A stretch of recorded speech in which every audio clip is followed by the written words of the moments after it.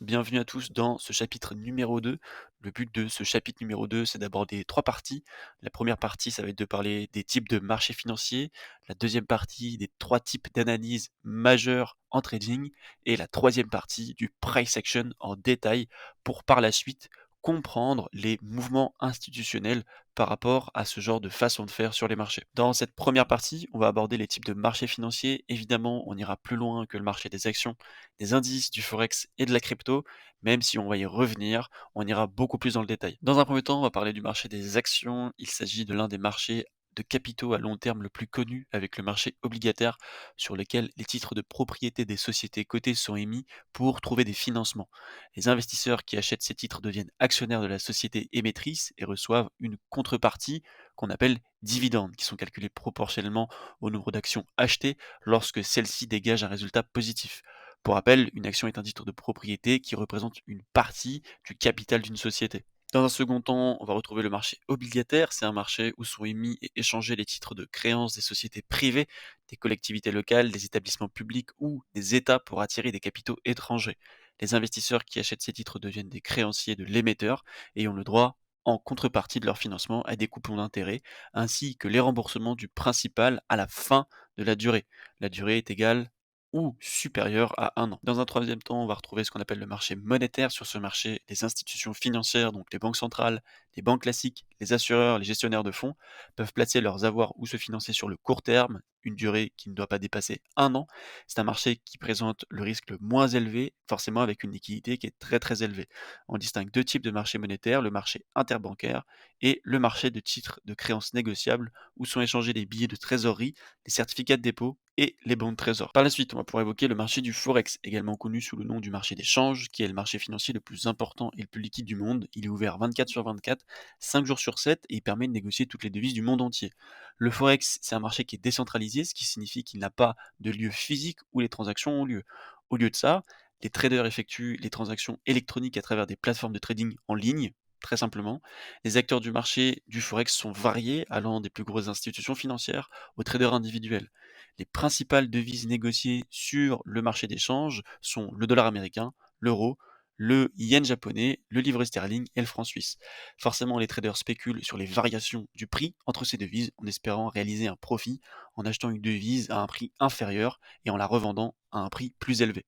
On va pouvoir désormais évoquer le marché des dérivés. Le marché des dérivés, c'est un marché financier qui permet aux investisseurs de couvrir les risques de fluctuation des prix des actifs, des taux d'intérêt et des taux de change. Les instruments financiers dérivés négociés sur ce marché comprennent les futurs, ce qu'on appelle aussi les forwards, les swaps, les options et les warrants. Les futurs et les forwards, c'est simplement des contrats qui obligent les parties à acheter ou vendre un actif à une date future à un prix fixé à l'avance.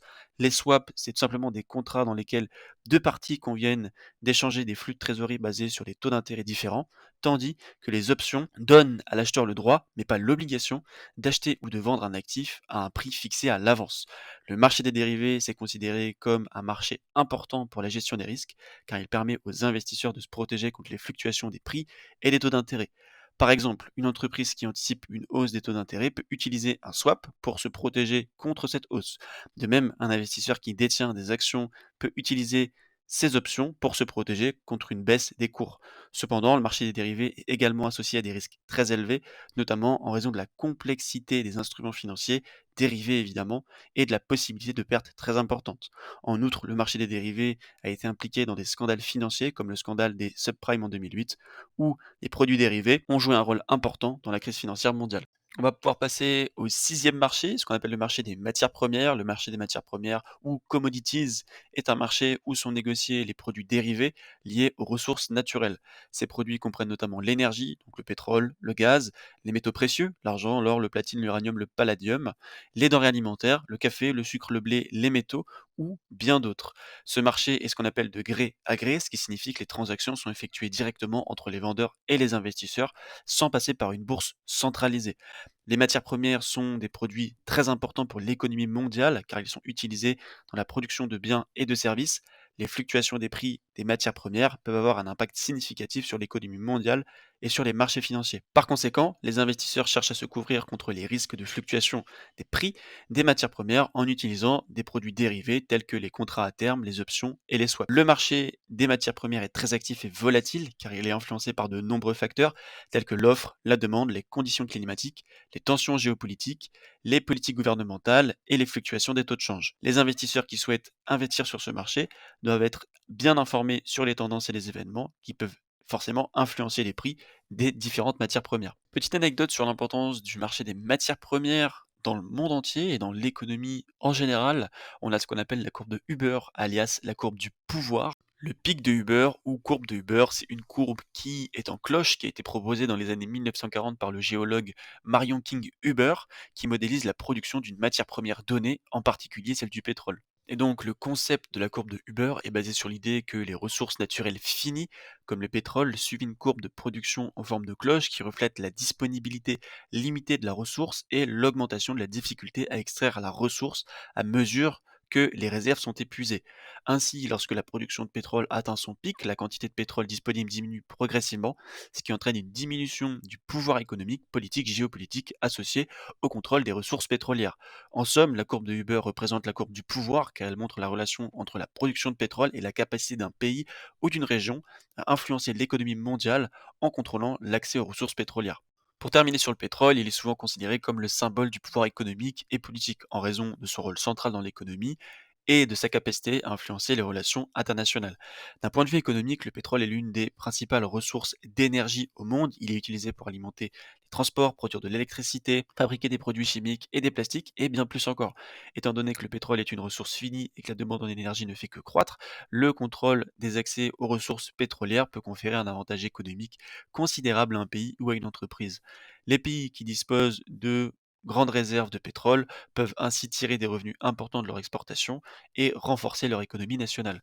D'un point de vue plutôt politique, le contrôle des ressources pétrolières peut également conférer un avantage stratégique important aux pays qui en disposent. Les pays qui contrôlent les ressources pétrolières ont une influence considérable sur les prix mondiaux du pétrole et peuvent ainsi exercer une pression sur des économies des pays qui dépendent fortement des pétroles importés. Les relations internationales peuvent également être influencées par le contrôle des ressources pétrolières car les pays peuvent être concurrence pour accéder aux réserves de pétrole dans des régions géopolitiquement stratégiques. En somme, le pétrole est synonyme de pouvoir économique et politique en raison de sa valeur économique considérable et de son rôle central dans l'économie mondiale. Le contrôle des ressources pétrolières peut conférer un avantage économique et stratégique important à un pays ou à une entreprise et peut influencer les relations internationales. Pour revenir sur les types de marchés, on va trouver ce qu'on appelle dans un premier temps le marché primaire ou le marché du neuf.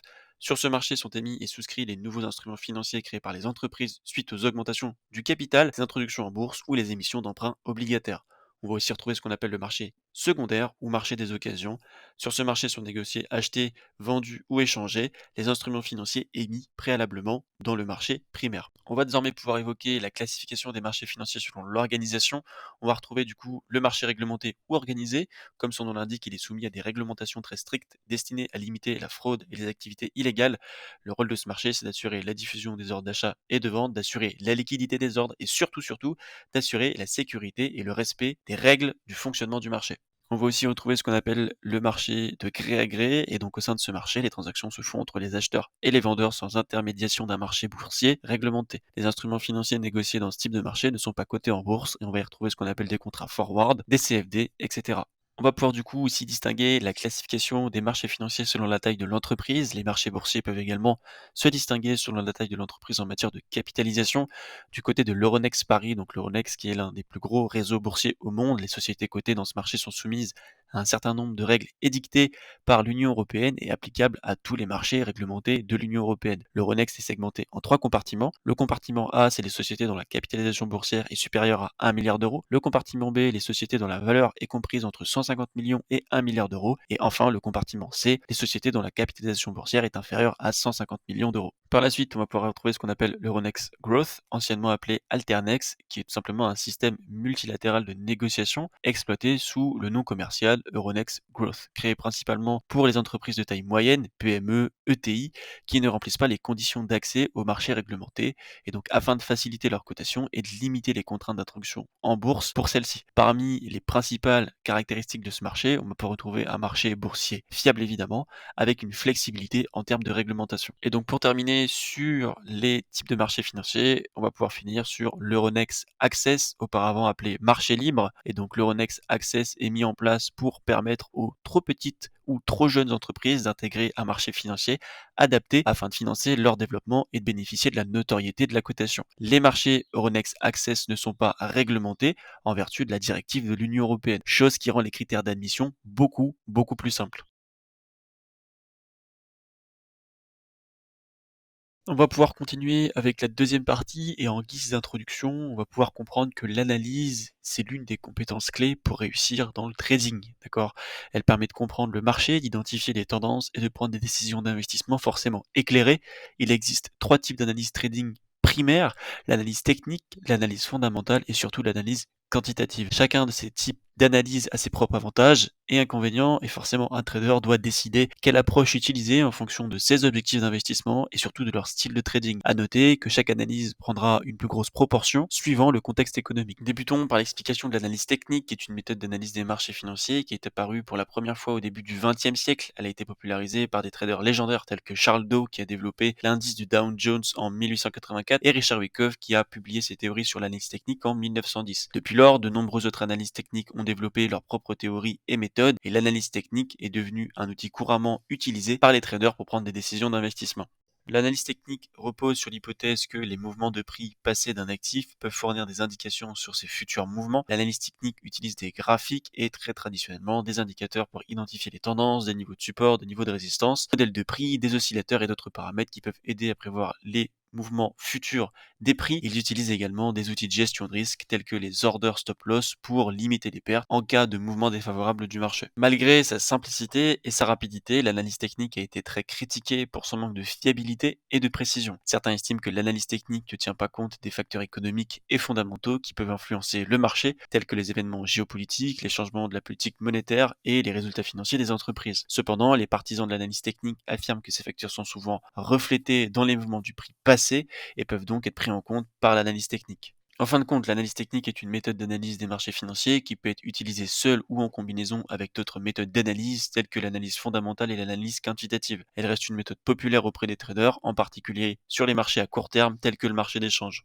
Nous allons pouvoir désormais enchaîner sur l'analyse fondamentale, qui est une approche de l'investissement qui se concentre sur l'examen de la santé financière d'une entreprise pour déterminer sa valeur intrinsèque. Les traders fondamentaux utilisent divers indicateurs tels que les états financiers, les ratios financiers, les perspectives de croissance, la concurrence sur le marché et d'autres facteurs macroéconomiques pour évaluer une entreprise. Cette méthode est basée sur l'idée que la valeur d'une entreprise est étroitement liée à sa performance financière. Les investisseurs fondamentaux recherchent des actions sous-évaluées en se concentrant sur les événements et les éléments tels que le ratio cours-bénéfice, le rendement des dividendes, la valeur comptable de l'entreprise et les flux de trésorerie. Notons de plus qu'effectivement l'analyse fondamentale est une méthode d'évaluation utilisée pour déterminer la valeur intrinsèque d'un actif en examinant les facteurs économiques, financiers et d'autres facteurs pertinents qui affectent sa performance.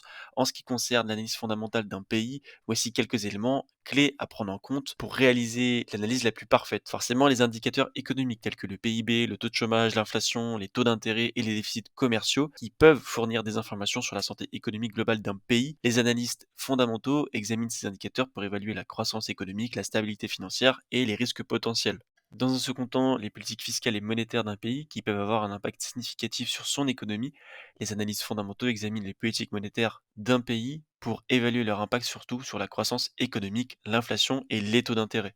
Les analystes fondamentaux examinent aussi ce qu'on appelle les secteurs clés, tels que l'industrie manufacturière, les services financiers, l'agriculture et l'exploitation minière. En examinant les tendances et les performances de ce secteur, les analystes peuvent évaluer la santé économique globale d'un pays. Et pour terminer, on retrouve aussi les risques géopolitiques tels que les conflits armés, les sanctions économiques et les changements de régime qui peuvent avoir un impact significatif sur l'économie d'un pays donné. Pour terminer sur l'analyse fondamentale, elle a une très très longue histoire dans le monde de l'investissement. Elle remonte au XVIIe siècle où les investisseurs hollandais utilisaient des ratios financiers pour évaluer les entreprises. Plus tard, dans les années 1930, l'investisseur américain Benjamin Graham a introduit une approche de l'investissement fondamental en valorisant les entreprises sous-évaluées. Warren Buffett, un disciple de Graham, a poursuivi cette méthode et a connu un grand succès en investissant dans des entreprises solides et à long terme. Aujourd'hui, de nombreux investisseurs et analystes financiers continuent d'utiliser l'analyse fondamentale pour prendre des décisions d'investissement.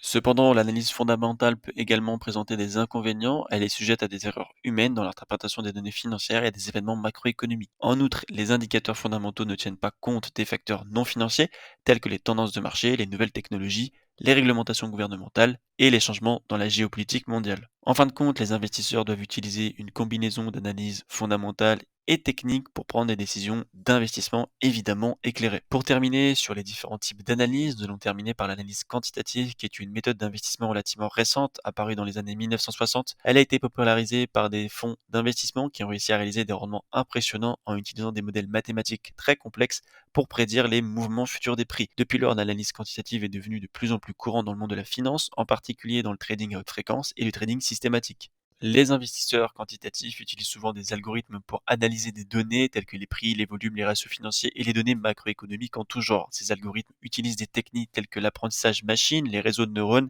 et les arbres de décision pour trouver des modèles cachés et prédire les tendances futures. L'analyse quantitative peut également être utilisée pour créer des portefeuilles diversifiés et optimisés en utilisant des modèles mathématiques pour équilibrer le risque et le rendement. Évidemment, l'analyse quantitative peut également être critiquée pour sa dépendance aux données historiques qui peuvent ne pas toujours refléter les conditions du marché actuel. De plus, les modèles mathématiques utilisés peuvent être très complexes et difficiles à comprendre pour les investisseurs non initiés. Malgré cela, l'analyse quantitative continue de gagner en popularité et est largement utilisée dans le monde de la finance pour aider les investisseurs à prendre des décisions d'investissement beaucoup plus éclairées.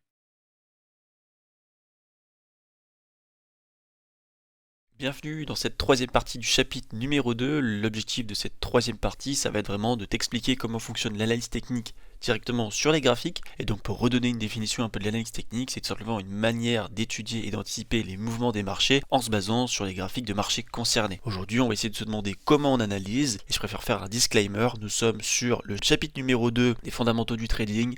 Nous allons revoir des bases, d'accord? On n'est absolument pas sur des trading poussés, on n'est pas non plus sur du trading institutionnel, on n'est pas non plus sur du trading du haut niveau, on est là pour relisser le niveau de tout le monde, que vous soyez débutant, intermédiaire ou avancé, que vous ayez ou non pratiqué du price action. L'objectif ici, c'est vraiment de comprendre comment ça fonctionne, peu importe votre niveau, d'accord? Donc forcément, la première étape, ça va être justement de comprendre l'interface, de comprendre comment fonctionne TradingView, parce qu'effectivement, si vous voulez devenir trader ou commencer à vous initier dans ce domaine, mais que vous n'avez pas les bons outils pour avancer, c'est absolument pas possible. Et donc, forcément, le premier outil à avoir quand on veut pratiquer l'analyse technique, c'est du graphique, c'est de la data, d'accord? En l'occurrence, moi je vous conseille TradingView, c'est une plateforme que j'utilise depuis maintenant des années. À l'époque, j'étais pas du tout sur ce site-là, mais c'est vrai que ça s'est démocratisé de plus en plus, là, il y a 5 ans à peu près.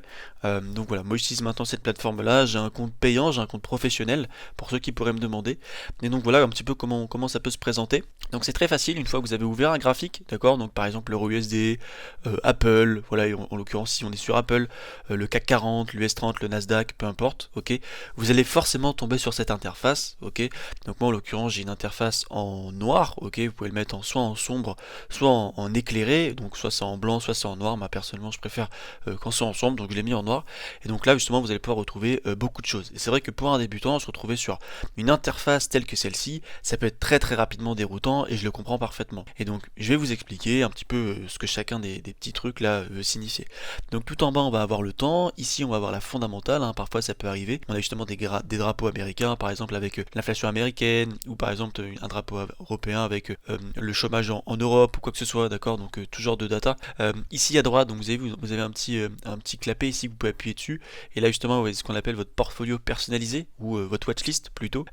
Ici donc vous pouvez créer des listes quand vous avez un compte payant, et oui je préfère préciser que TradingView n'est pas payant, d'accord? Vous pouvez parfaitement avoir un compte gratuit, il n'y a pas de souci, vous allez avoir des fonctionnalités évidemment que vous n'avez pas quand vous payez, mais mais ça suffit parfaitement pour un débutant, il n'y a pas de problème, c'est parfaitement utilisable pour des premiers débuts. Ici, on va avoir des indicateurs techniques, d'accord, donc on en parlera un peu plus tard. Ici, des time frames, donc les unités de temps, on va savoir, vous allez comprendre un petit peu à quoi ça correspond en comprenant forcément ce que c'est une bougie, d'accord. Le nom du marché sur lequel vous êtes, les outils d'analyse qui se situent à gauche, le temps on l'a déjà vu, et le marché forcément au milieu, d'accord. Donc ça, c'est comment fonctionne TradingView, l'interface un petit peu que ça peut avoir. Par la suite, le but c'est de comprendre un peu comment ça fonctionne des bougies, et oui, hein, parce que on a parlé de Oma Monaisa justement, qui est le précepteur un petit peu de tous ces bougies japonais, ces chandeliers japonais.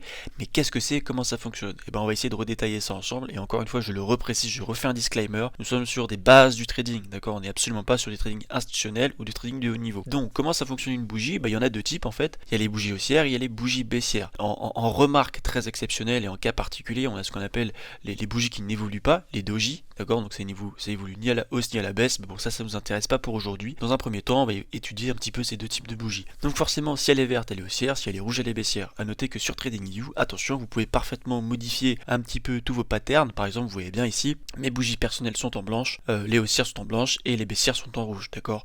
Donc voilà, chacun fait ce qu'il veut. Et donc, il y a forcément d'autres types de bougies à connaître, d'accord. Donc vous allez avoir ce qu'on appelle les englobantes, les doji, on en a parlé, etc., etc.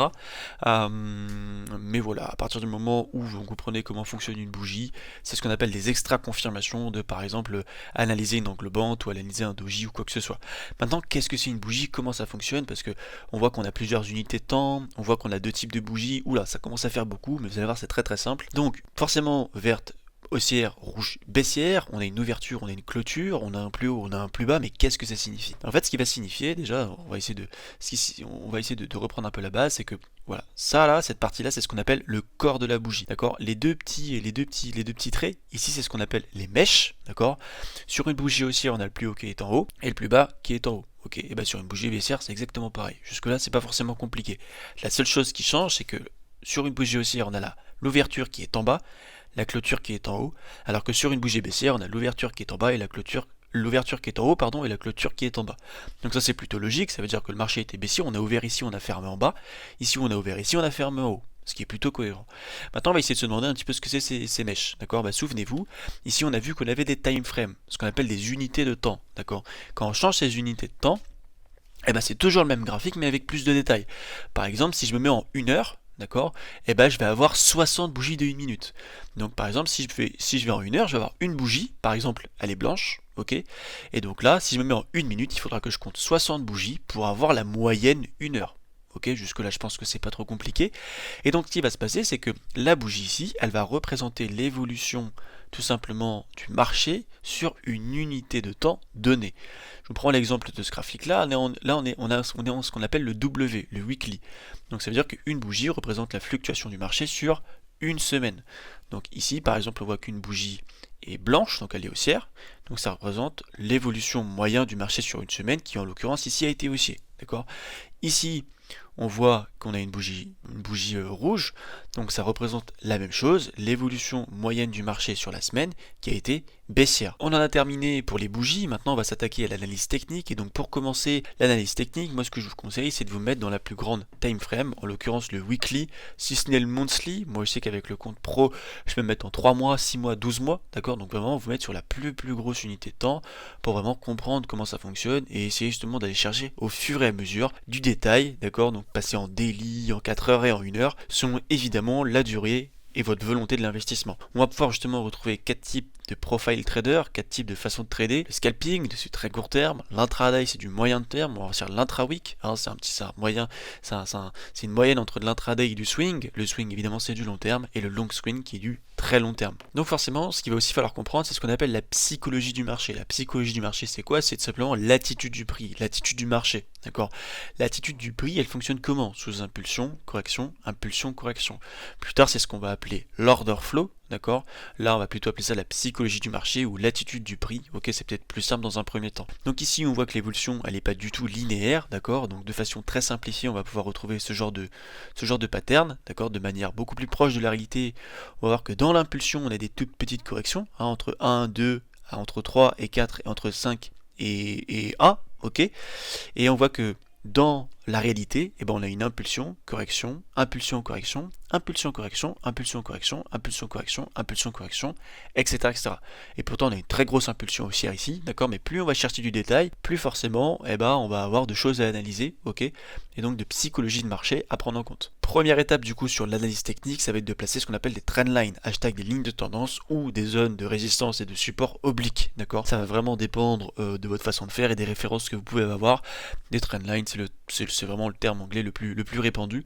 Et donc forcément, comment on trace ces trendlines? Bah, c'est assez simple, on va de notre côté aligner le maximum de bougies possibles en haut et en bas du graphique sans couper évidemment le marché, d'accord? On va avoir ce qu'on appelle les bandes de Wolf, d'accord, en price action qui elles coupent le marché et qui viennent chercher des rebonds beaucoup plus tard, d'accord? Donc là on voit que on a pris le point de référence le plus lointain, ok? Donc on était exactement en 2008, crise des subprimes, et donc on a tracé une ligne en essayant d'aligner le maximum de points possibles et on voit que au fur et à mesure on a ce qu'on appelle un canal, qu'il soit haussier ou baissier, qui commence du coup à s'afficher. Donc on a fait ça en haut, on fait ça en bas, d'accord, on coupe pas le marché pour le moment, et du coup on peut s'apercevoir que là on a a priori un canal baissier et que de notre côté on va essayer d'aller chercher forcément des plus bas, en tout cas sur ce premier indicateur qui ne suffit absolument pas du tout à prendre quoi que ce soit comme position évidemment. Par la suite évidemment ce qui est très important d'évoquer c'est un principe de base en trading, c'est de ne jamais trader à contre tendance, d'accord?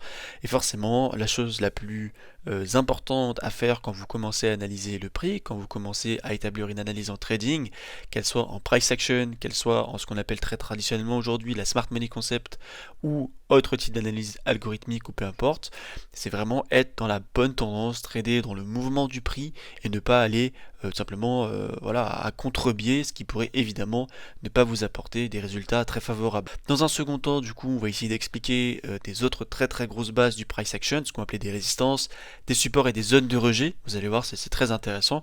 Donc qu'est-ce qu'une résistance? C'est à placer tout simplement sur les plus gros points d'impact à la baisse. Un support, c'est à placer sur les plus gros points d'impact à la hausse.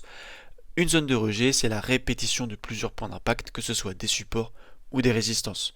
Donc qu'est-ce que ça donne sur le graphique? Tout simplement ça donne ce genre de choses. On va avoir du coup une résistance ici, une très grosse résistance ici, une résistance unique ici, une résistance aussi ici, une très grosse zone de rejet là, d'accord, on voit que le prix a rejeté plusieurs fois dessus, et ici une très grosse zone de rejet qui d'ailleurs aurait pu être prolongée ici pour par la suite venir chercher un short, d'accord, parce qu'on avait, qu'est-ce qu'on avait en fin de compte comme confirmation? Ici on a un marché qui est baissier, première confirmation de vente, mais qui n'est absolument pas suffisante, attention, pour prendre quoi que ce soit comme position, c'est pas du tout suffisant. Par la suite, on voit que cette zone de rejet, si elle avait été prolongée, on voit que le marché ici l'a cassé, puis vient rebondir sous forme de pullback, d'accord? Donc ce qui peut être intéressant. Donc première confirmation, la trendline plus la tendance, ça fait à peu près 2. Ici, la zone de rejet, c'est très intéressant. Donc on avait des confirmations de vente, et effectivement, on s'aperçoit que le marché ici chute, d'accord? Ce qui est très intéressant. Maintenant, il y a beaucoup d'autres extra confirmations à prendre en compte, notamment les indicateurs techniques ou les indicateurs économiques, c'est un peu la même chose, à prendre en compte pour voilà, prendre des décisions d'investissement évidemment éclairées, raisonnées, pour vraiment tirer le maximum de performance d'une stratégie en question. Par la suite, ce qui est très traditionnellement aussi utilisé pour venir compléter les analyses en price action, c'est ce qu'on appelle les figures chartistes. Alors les figures chartistes, qu'est-ce que c'est? C'est simplement des modèles qui vont pouvoir venir s'appliquer sur vos graphiques, par exemple l'épaule tête épaule, qui est justement une indication de renversement baissier, d'accord, ou l'épaule tête épaule inversée, qui est une indication de continuation haussière, d'accord. On va avoir aussi ce qu'on appelle les double top, les bottoms aussi. Donc le double bottom, c'est une indication de retournement haussier, et un double top, c'est une indication de retournement baissier, d'accord. Donc très théoriquement, évidemment, dans le price action, c'est ce qui est souvent entendu, ok. On va voir aussi ce qu'on appelle le pullback. Donc vous voyez bien, le pullback, c'est que quand on est justement dans ce genre de choses, ok, par exemple si le marché vient à casser cette trendline là, on pourrait s'attendre à ce que le marché vienne rejouer sur la trendline pour aller chercher des plus hauts, d'accord. Donc simplement exprimer un pullback, c'est ça, tout simplement. Donc du coup ici, on peut se rendre compte de quoi? Donc vous voyez, on avait annoté nos confirmations juste avant. On se rend compte qu'on a une tendance baissière. En plus de ça, on a un très gros double top, d'accord, donc ce qui est une indication de retournement baissier. Donc forcément, la totalité de ces confirmations viennent nous laisser entendre que le marché va effectivement être baissier, et on se rend compte qu'effectivement, boum, le marché tombe à la renverse. Par la suite, du coup, on va pouvoir ici attester d'un double bottom. Donc on voit bien qu'ici on a une sorte de W, ok, le double top c'est vraiment le M de McDonald's, comme on m'expliquait à l'époque en institut. Et ici du coup on a un double bottom, donc ce qui est le W de Volkswagen, pour aller chercher du coup des plus hauts, et on se rend compte qu'effectivement on a un double bottom qui apparaît ici, et paf, ça va chercher des plus hauts. Donc vous voyez, c'est tout ce genre d'extra confirmation qu'on peut utiliser pour tout simplement trader le price action. Là on a une épaule, tête, épaule. Ici justement on vient casser ce qu'on appelle la ligne de coup et on a une très très grosse phase baissière qui commence justement à tout simplement s'engendrer par la suite. Ok, on va aussi retrouver ce qu'on appelle les épaules tête épaule inversées. Donc vous voyez bien, je vous ai pris des exemples un peu différents que sur graphique. Vous voyez, épaule, tête, épaule, et là le marché qui commence à partir. Ici une épaule, une tête, une épaule, et là on s'attend justement à ce que le marché aille chercher des plus hauts. La théorie de l'épaule tête épaule ici se retrouve ici. Il a une épaule, tête, épaule, etc., etc. Donc vous voyez qu'on est vraiment sur de la très très grosse théorie. Encore une fois, on n'est pas du tout là pour établir des analyses ensemble. Je suis là pour vous expliquer un peu comment ça fonctionne, les dogmes un petit peu du price action et des différentes confirmations qui peuvent être apportées par rapport à ce genre de façon de faire sur les graphiques. On peut aussi évidemment retrouver ce qu'on appelle le pullback, d'accord? Donc on a été exactement sur le même exemple. Donc on avait une épaule, une tête, une épaule, donc ça c'est une chose, et là on voit qu'on vient tout simplement casser cette ligne de tendance, et là on voit bien le marché qui vient réagir sur cette trendline haussière, d'accord? Il vient réagir à la baisse par la suite, il vient en parfaite confluence avec une zone de rejet, et donc après on s'attend effectivement à un marché baissier, et c'est tout à fait ce qui se provoque par la suite. Deux termes qui sont évidemment très très importants à comprendre en trading, et encore une fois je le répète, je refais un très gros disclaimer par rapport à ça. Nous sommes sur des bases, d'accord? Nous sommes sur la catégorie CP, CE1 du trading. On est vraiment là pour voilà, répondre aux questions des débutants. Et évidemment que plus le temps va avancer, plus le niveau va monter crescendo.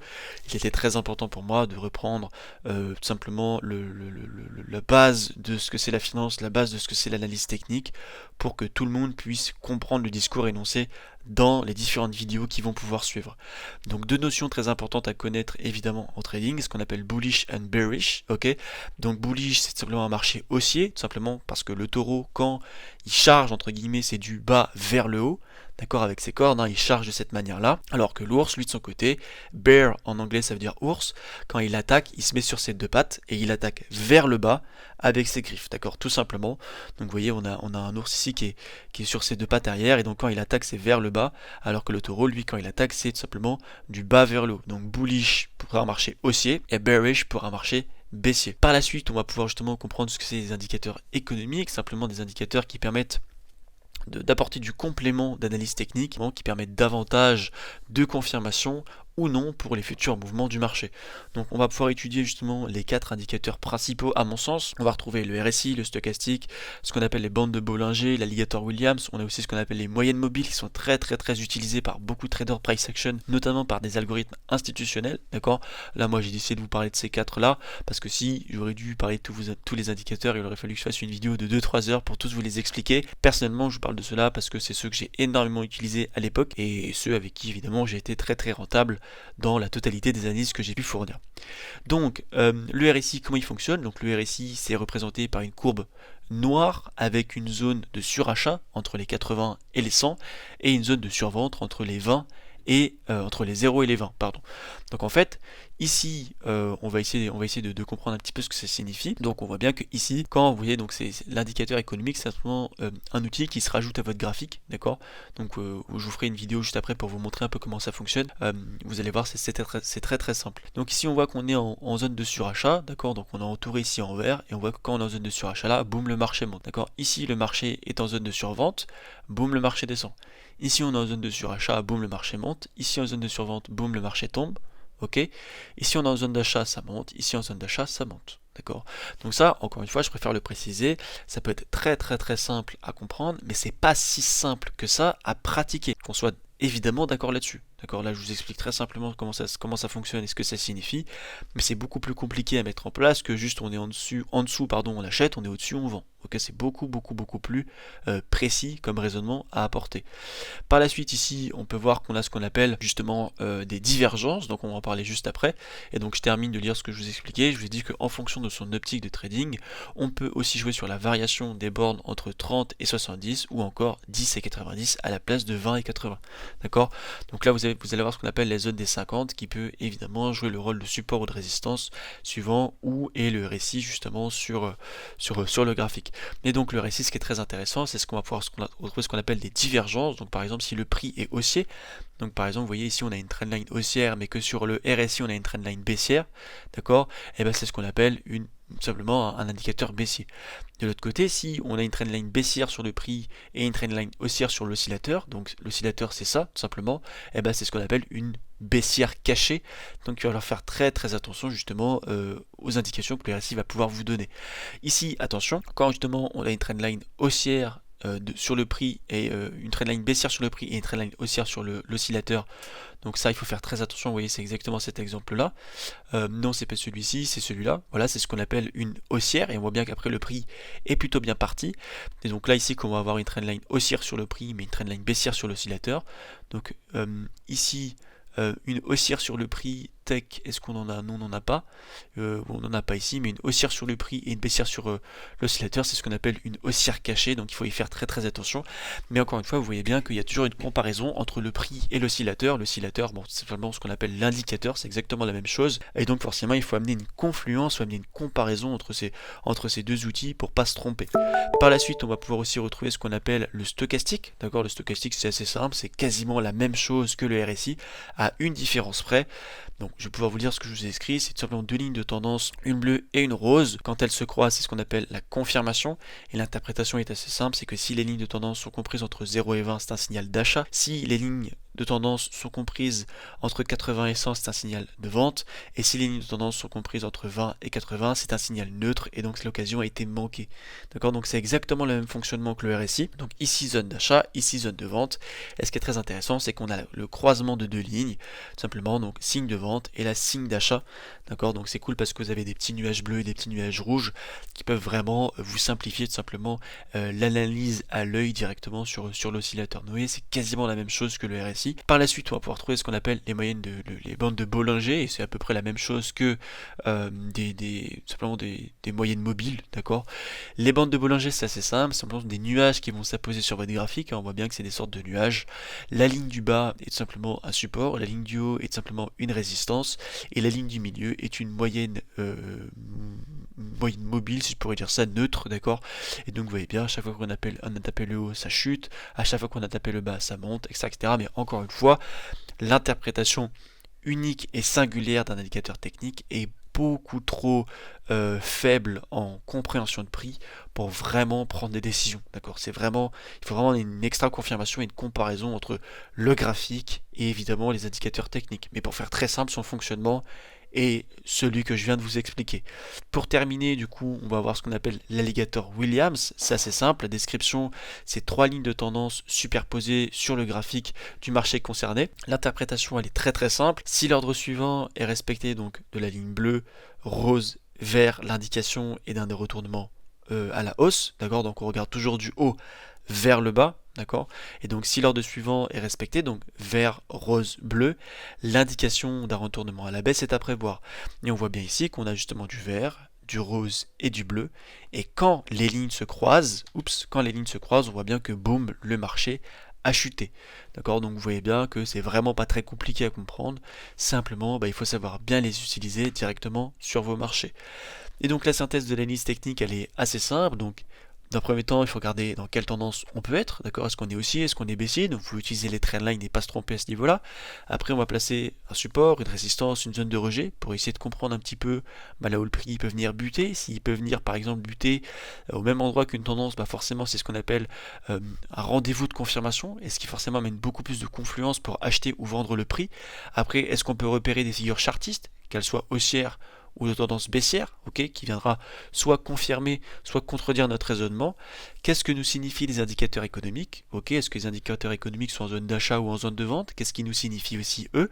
Et par la suite, prendre une décision évidemment avisée, et je le conseille dans un premier temps sur un compte démo pour ce qu'on appelle backtester votre stratégie, savoir bien l'utiliser, vous rôder un petit peu, et évidemment, pas faire n'importe quoi sur des comptes réels tout de suite, évidemment. Donc voilà, là on se trouve sur une analyse que j'avais pu faire pour un de mes élèves qui est en école de finance et qui avait justement besoin d'analyser Accor-Hôtel entre 2021 et 2022. Donc voilà, c'était de la pure analyse technique, il n'y avait absolument pas de performance à tirer de tout ça, d'accord.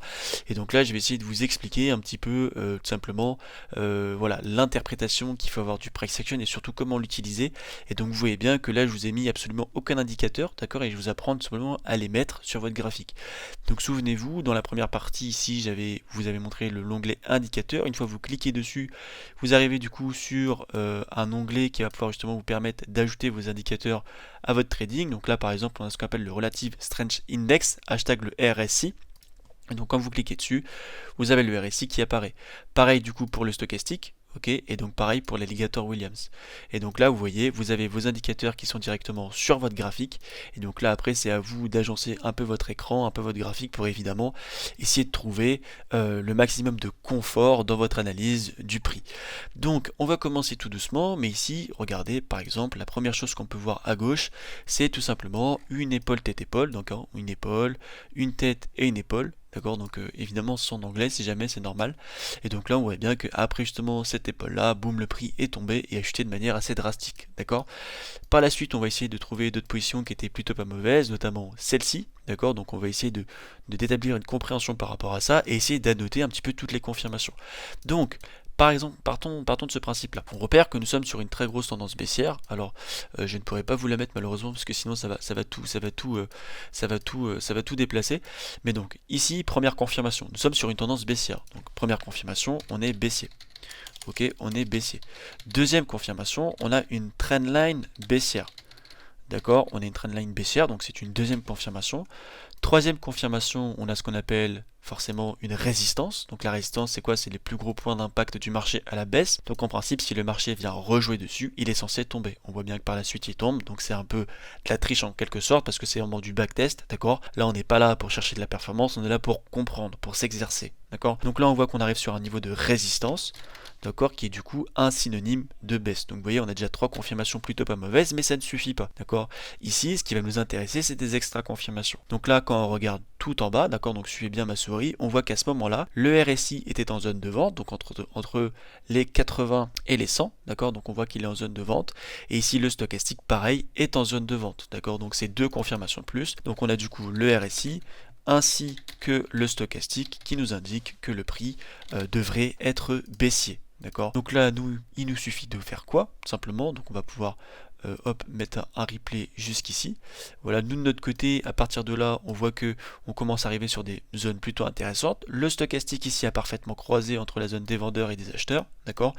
Et donc là, on peut parfaitement poser une vente ici, avec évidemment un stop loss au-dessus de la dernière structure.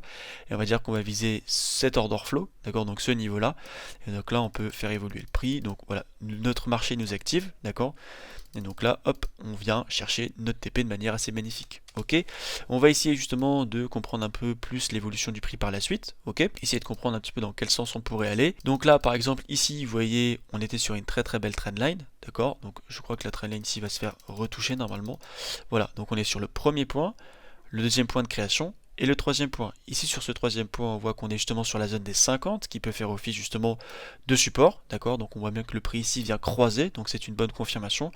Le RSI étant justement dans une zone de surachat, donc on peut tout simplement acheter, de survente, pardon, donc on peut acheter le prix, en survente on rachète le prix, et là on vient parfaitement buter sur une très belle zone de rejet. Donc là on pourrait du coup décider de placer notre trade de cette manière-là. D'accord, là évidemment je suis très vulgaire dans la façon de placer mes trades, ça se passe pas du tout comme ça en réalité, c'est beaucoup plus complexe.